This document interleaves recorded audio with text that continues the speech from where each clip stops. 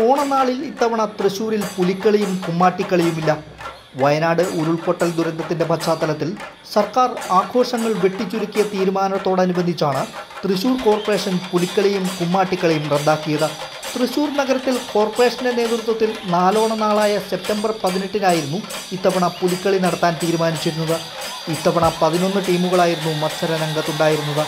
ഇവർക്കുള്ള സമ്മാനത്തുകകൾ വർദ്ധിപ്പിക്കുന്നതടക്കമുള്ള തീരുമാനങ്ങൾ കോർപ്പറേഷൻ പ്രഖ്യാപിച്ചിരുന്നു.